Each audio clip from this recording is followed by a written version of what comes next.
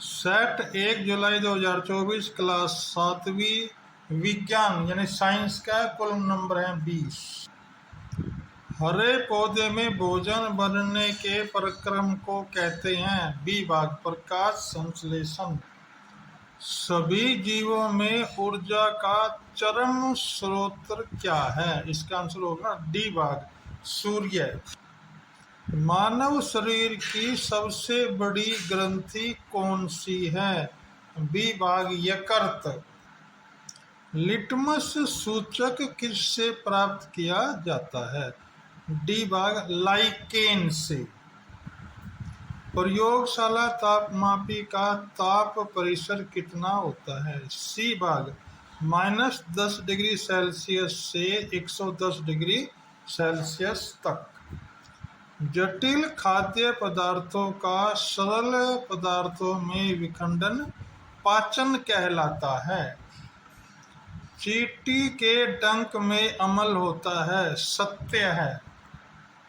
एक कीटभक्षी पादप का उदाहरण लिखो। पीचर पादप। उदासीनी प्रक्रम का उदाहरण सहित वर्णन कीजिए। उदासीनीकरण के प्रक्रम को एक उदाहरण देते समझाइए। उदासीनीकरण किसी अम्ल और किसी क्षारक के बीच होने वाली अभिक्रिया को उदासीनीकरण अभिक्रिया कहते हैं। लवण और जल इस अभिक्रिया के उत्पाद है। अम्ल जमा क्षार बराबर लवण जमा जल। हाइड्रोक्लोरिक अम्ल में अगर हाइड्रोक्साइड मिलाया जाए तो सोडियम क्लोराइड और पानी बनता है। एक परख नली में 1/4 भाग तनु हाइड्रोक्लोरिक अम्ल लेना है। इसमें कुछ बूंदें फिनोल्फिन की डालकर रंग नोट कर लेना है। अब ड्रॉपर की मदद से सोडियम हाइड्रोक्साइड कुछ बूंदें डालें और फिर धीरे धीरे हिलाएं। बूंदें तब तक डालें जारी रखें जब तक गुलाबी रंग न आ जाए। अब एक बूंद अम्ल की डालें, विलयन वापस रंगहीन हो जाएगा।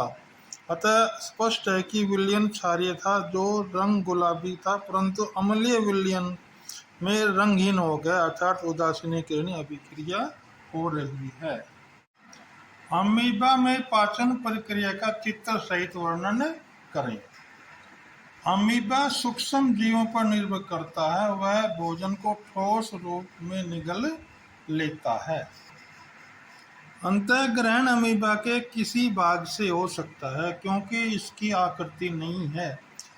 अंतर्गृहित भोजन खाद्य धानी में पहुंचता है जिसके चारों तरफ झिल्ली होती है। खाद्य धानी में एंजाइमों की मदद से भोजन सरल पदार्थों में परिवर्तित होता है। यह सरल पदार्थ जीव द्रव में अवशोषित हो जाते हैं और नया द्रव निर्माण करने में सहायक होते हैं। अनपचा भोजन दानी में रह जाता है। दानी संकुचित और छोटी होकर कोशिका भित्ति के पास आकर फट जाती है जिससे अपचित भोजन निष्कासित हो जाता है। ये चित्र हो जाएंगे अमीबा का है। ये है इस प्रकार,